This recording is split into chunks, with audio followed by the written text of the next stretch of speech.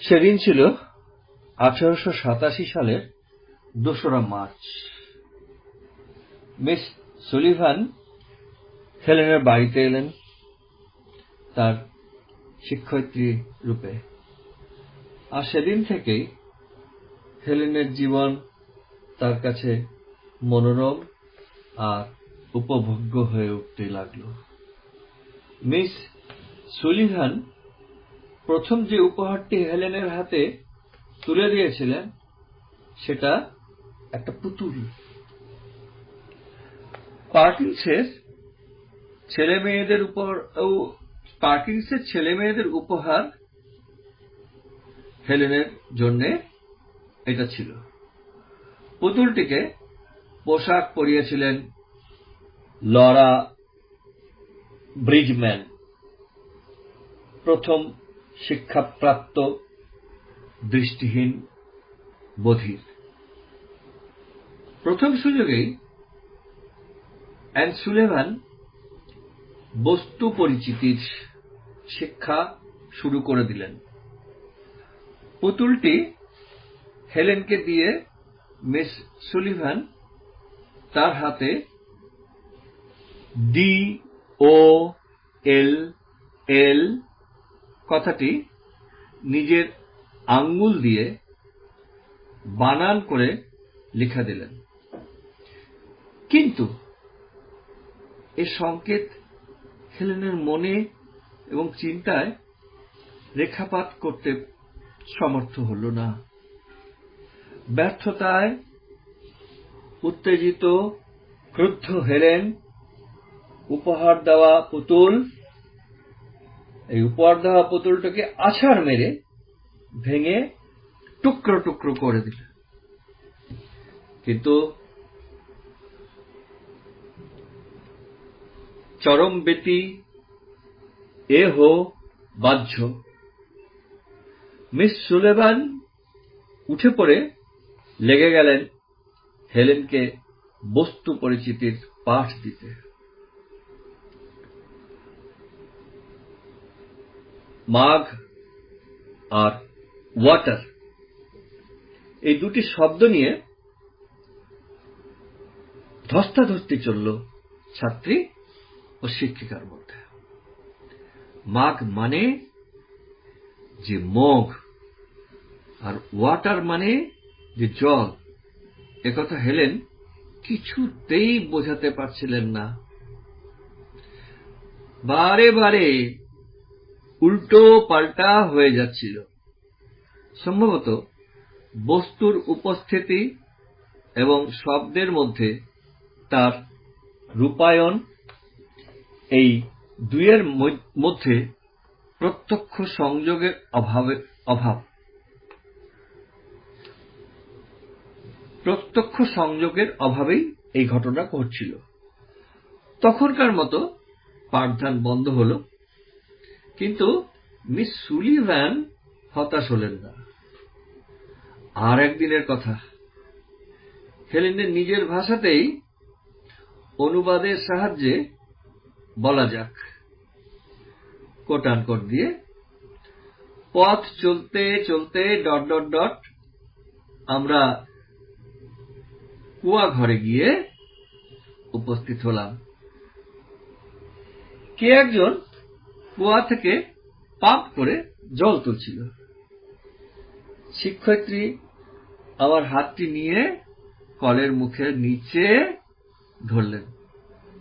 শীতল জলস্রোত কলকল করে আমার এক হাতের উপর পড়তে লাগলো, আর তিনি প্রথমে ধীরে ধীরে, পরে তাড়াতাড়ি অপর হাতের মধ্যে WATER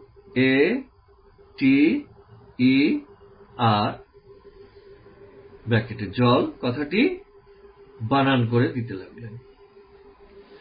আমি চুপ করে দাঁড়িয়ে রইলাম। আমার সমস্ত মনোযোগ তার অঙ্গুলি সঞ্চালনের উপর কেন্দ্রীভূত হয়ে রইল। সহসা মনে হলো কি একটা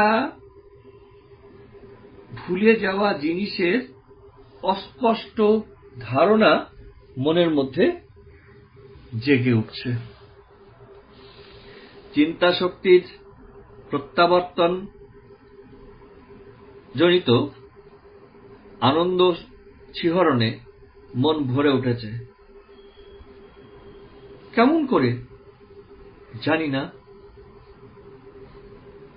ভাষার রহস্য আমার মনের কাছে সহসা উদ্ঘাটিত হয়ে গেল। আমি বুঝতে পারলাম যে সুস্নিগ্ধ শীতল জিনিসটি আমার হাতের উপর দিয়ে প্রবাহিত হয়ে যাচ্ছে, তারই নাম ওয়াটার। ওই জীবন্ত শব্দটি আমার চিত্তিকে জাগরিত করে তুলল, তাকে আলোক, আশা, আনন্দ প্রদান করল, তার বন্ধন মোচন করল। বিশ্বকবির ভাষায় এ যেন নির্ঝরের স্বপ্নভঙ্গ, এ যেন নিঃশব্দ গুহার আঁধারে প্রভাত পাখির গান।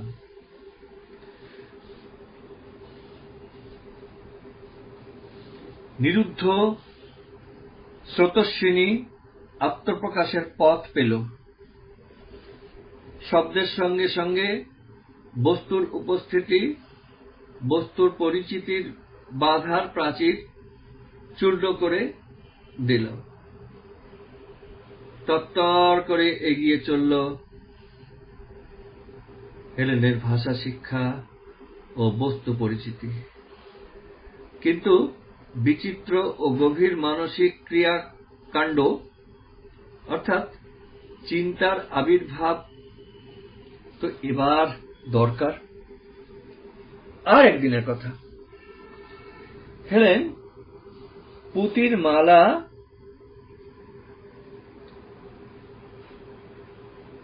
গাঁথছিলেন। মিস সুলিভ্যান তার কাছে বসে ভুল হলে ভুল ধরিয়ে দিচ্ছে। সুতোতে 3টে ছোট পুঁতির পর 2টো বড় পুঁতি, এই ক্রমে মালাটি গাঁথা দরকার। কিন্তু হেলেন বারে বারে ভুল করছিলেন। সব গুলিয়ে যাচ্ছিল।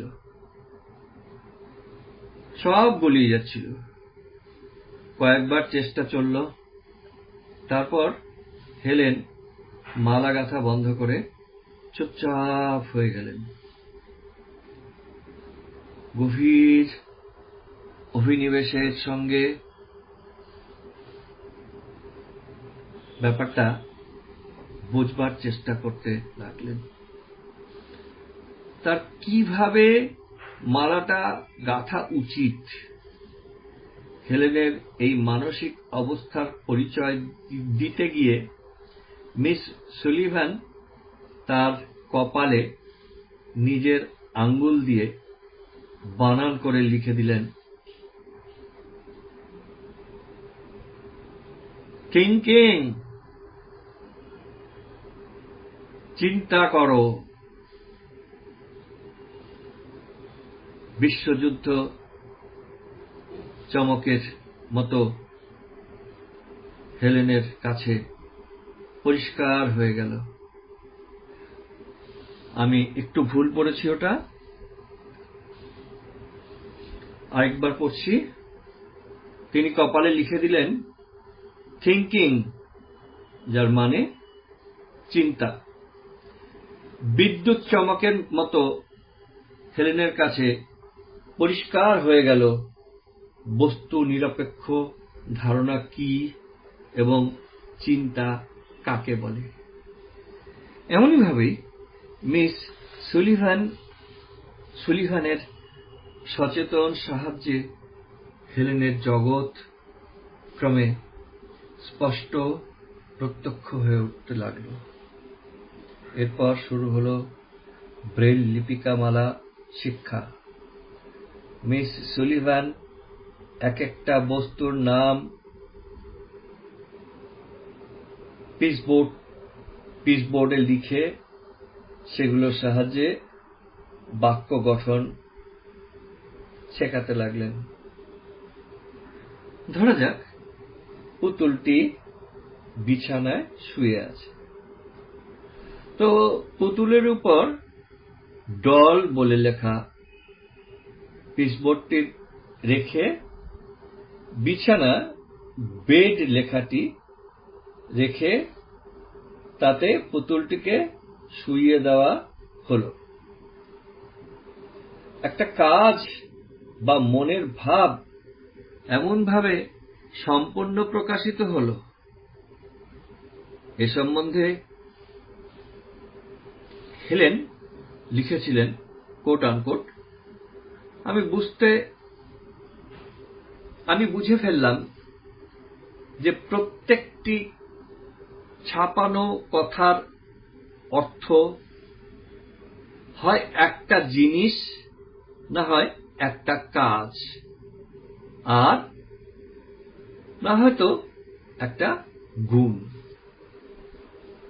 আমার একটা ফ্রেম ছিল, এতে আমি কথা সাজিয়ে সাজিয়ে ছোট ছোট বাক্য তৈরি করতে পারতাম, কিন্তু ফ্রেমে বাক্য রচনার আগেই আমি জিনিস দিয়ে বাক্য রচনা আরম্ভ করেছিলাম। মিস সুলিভান আমাকে বলেছেন আমি নাকি একবার বালিকা এই কথাটা সেফটিপিন দিয়ে আমার বহির্বাসে এঁটে দিয়ে পোশাকের আলমারির মধ্যে দাঁড়িয়েছিলাম, আর তাকের উপর আলমারি ভিতরে এই কথা দুটি সাজিয়ে রেখেছিলাম। এবার প্রয়োজন বিদ্যালয়ে প্রবেশ, বিভিন্ন বিষয়ে পাঠ গ্রহণ, সঙ্গী সাথী ও সহপাঠীদের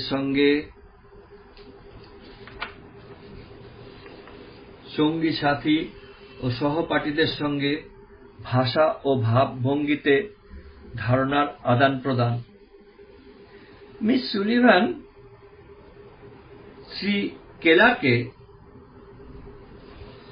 পরামর্শ দিলেন হেলেনকে পার্কিন্স ইনস্টিটিউশনে ভর্তি করতে, কারণ দেশের মধ্যে সেখানেই একমাত্র বধির দৃষ্টিহীনদের জন্য সুপ্রতিষ্ঠিত শিক্ষা পদ্ধতি রয়েছে। 1888 খ্রিস্টাব্দের মে মাসে হেলেন তার মা ও শিক্ষয়িত্রীর সঙ্গে পৌঁছলেন বোস্টনের পার্কিন্স ইনস্টিটিউশনে। সেখানে গিয়ে তিনি দেখতে পেলেন তারই মতো আরো অনেক ছেলে মেয়ে আছে। তারাও জানে অঙ্গুলি বর্ণমালার সাহায্যে নিজেদের ভাবের আদান প্রদান করতে। এতদিন তার কথা, তার মনের ভাব বোঝার মতো মা ও শিক্ষয়িত্রী ছাড়া কেউ ছিলেন না। এখন পার্কিন্সে দেখলেন বুঝবার মতো ব্যক্তির সংখ্যা অনেক অনেক।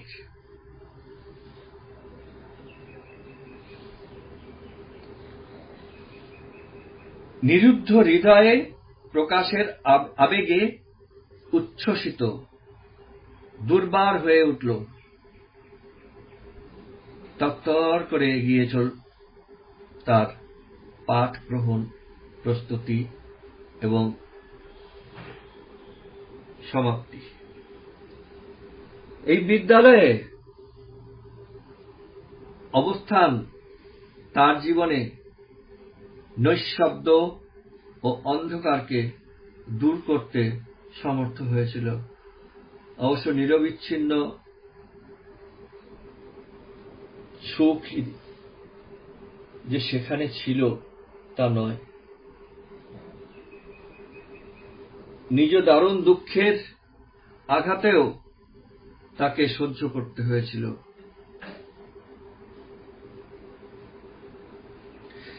আমি একটু ভুল বলেছি, নিদারুণ দুঃখের আঘাতও তাকে সহ্য করতে হয়েছিল। তার প্রথম রচনায় হিমের রাজ্য রচনার ব্যাপারে এই আঘাত সহ্য করতে হয়েছিল, কিন্তু তার বিস্তৃত বিবরণ এখানে থাক। সুখ দুঃখ নিয়ে গোটা জীবন তৈরি, তাই নিরবিচ্ছিন্ন সুখ বা নিশ্ছিদ্র দুঃখ কারোরই জীবনকে পূর্ণায়িত রূপ দিতে পারে না। সুতরাং হেলেনের জীবনে এই দুঃখের প্রয়োজন ছিল।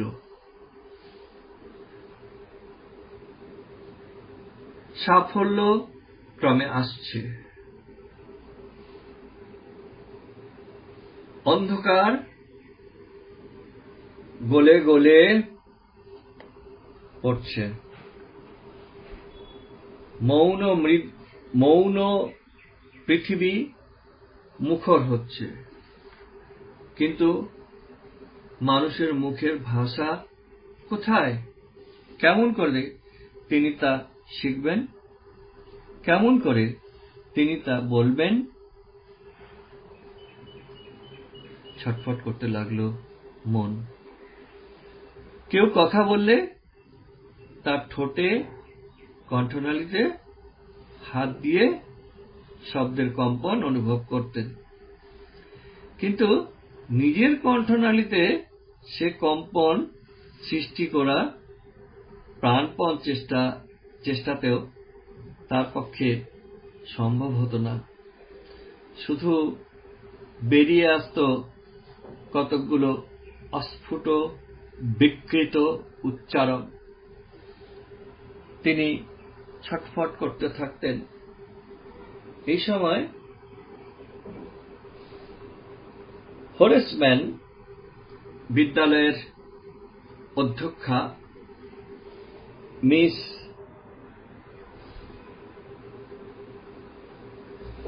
সারা ফুলার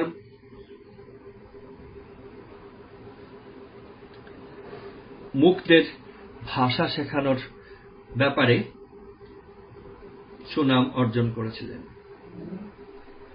মিস সুলিভ্যান উদ্যোগী হয়ে তার কাছে হেলেনকে নিয়ে গেলেন। সেটা ছিল 1890 সালে মার্চ মাস।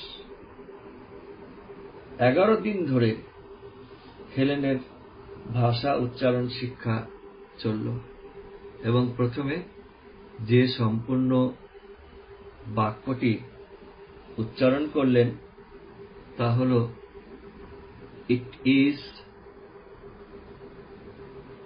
সামার। গরম পড়েছে।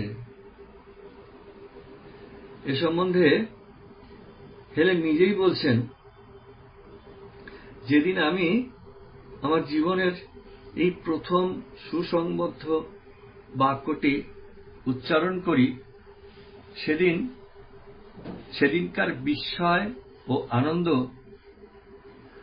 আমি কোনোদিন ভুলতে পারব না। সত্য বটে, ভাঙা ভাঙা বাঁধো বাঁধো স্বরে কথাগুলো উচ্চারণ করেছিলাম, কিন্তু মানুষের মুখের ভাষা তো বটেই।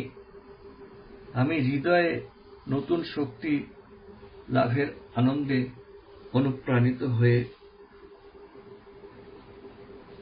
বাঁধ ছিঁড়ে বেরিয়ে এসেছিল।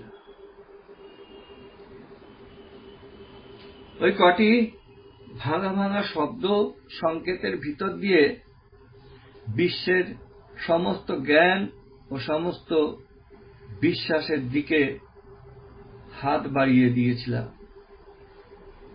সম্ভবত মার্কিন যুক্তরাষ্ট্রে, এমনকি সারা পৃথিবীতে তিনি একমাত্র দৃষ্টিহীন বধির, যার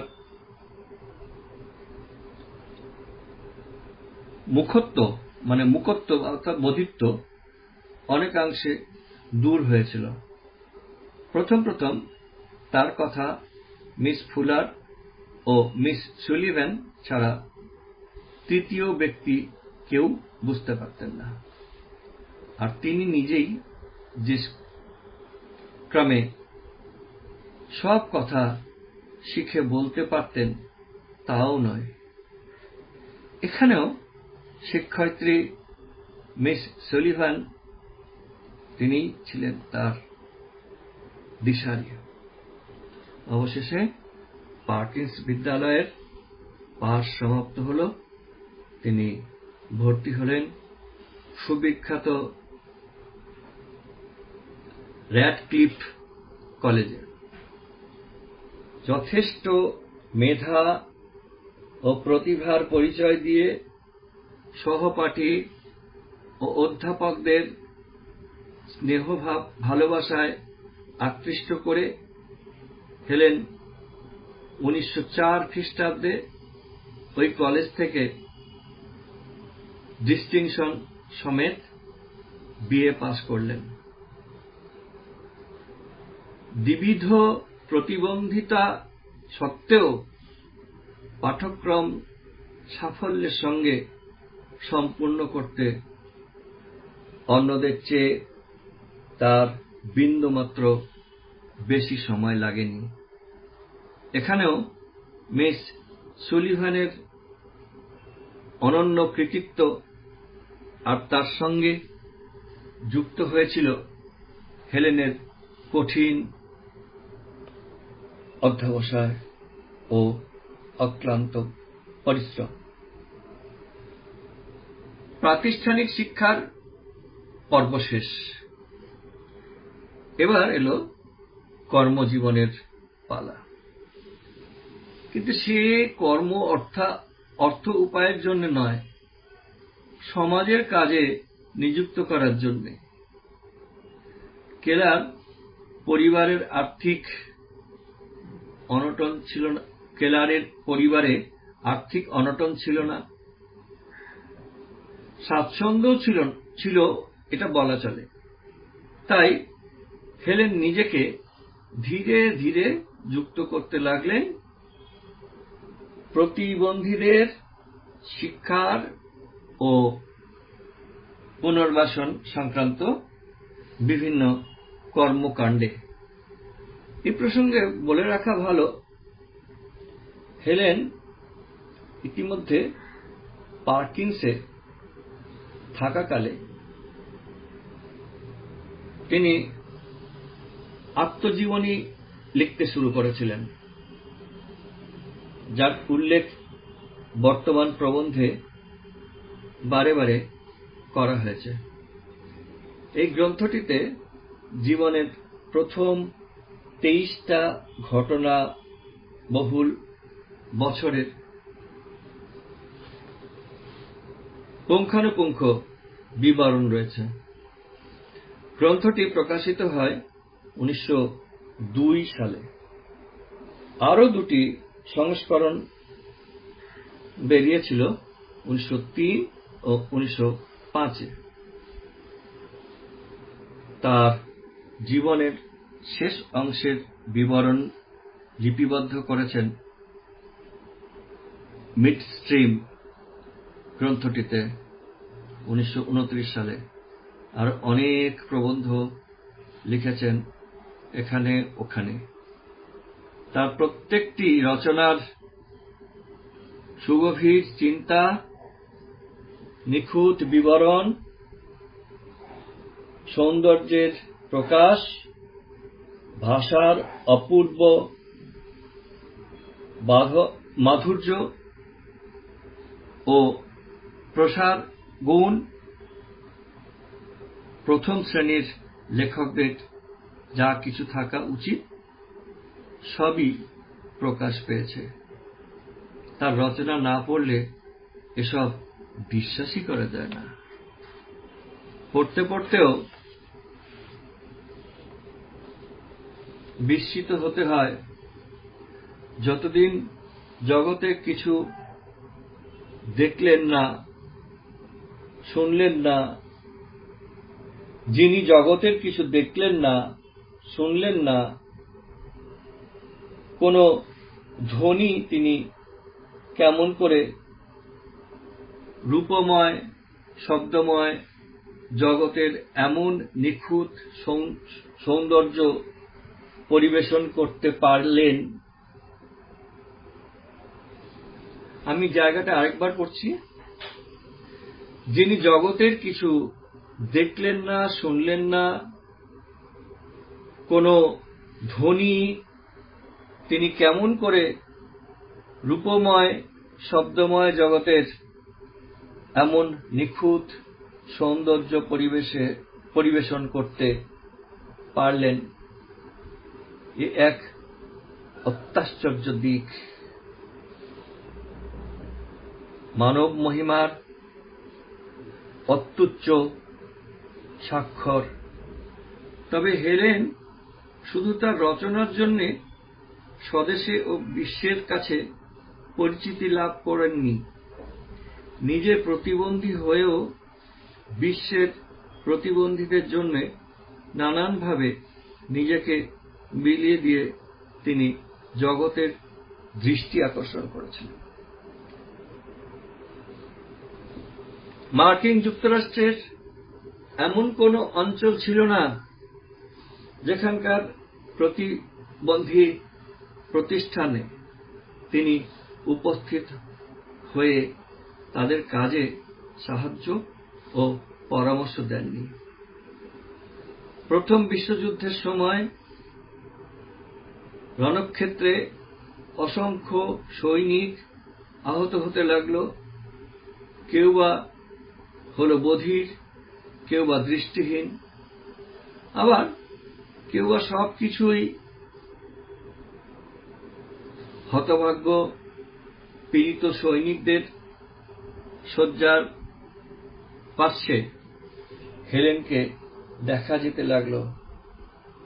আশা প্রত্যয়ের অনির্বাণ দীপশিখা দিতে তিনি শুধু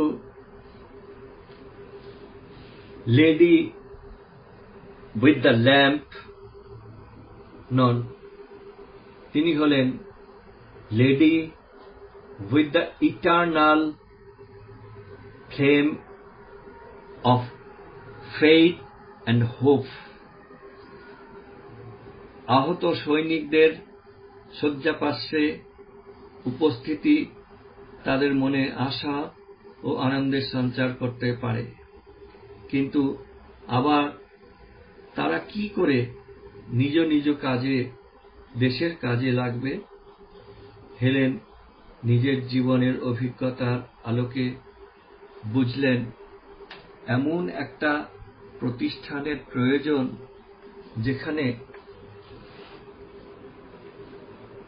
তথাকথিত প্রতিবন্ধী সৈনিকদের উপযুক্ত শিক্ষায় শিক্ষিত করে যোগ্য কর্মে পুনর্নিযুক্তি করা সম্ভব।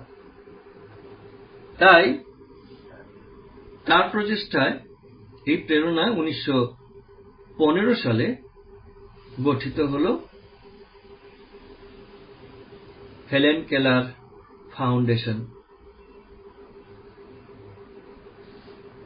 সদর কার্যালয় নিউ ইয়র্কে। এরই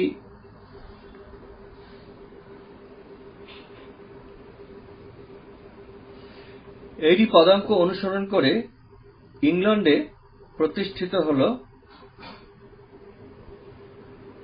সেন্ট ডানস্টেন।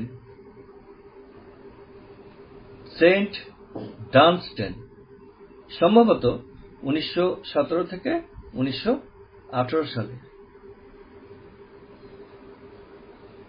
HKF এর দৃষ্টান্তে যুক্তরাষ্ট্রের নানান স্থানে অনুরূপ প্রতিষ্ঠান স্থাপিত হল। সকলেই লেগে গেলেন শুধু প্রতিবন্ধী সৈনিকদের নয়, সমস্ত বয়স্ক প্রতিবন্ধীদের, বিশেষ করে দৃষ্টিহীনদের পুনর্বাসনের কাজে। দৃষ্টিহীন, বধির,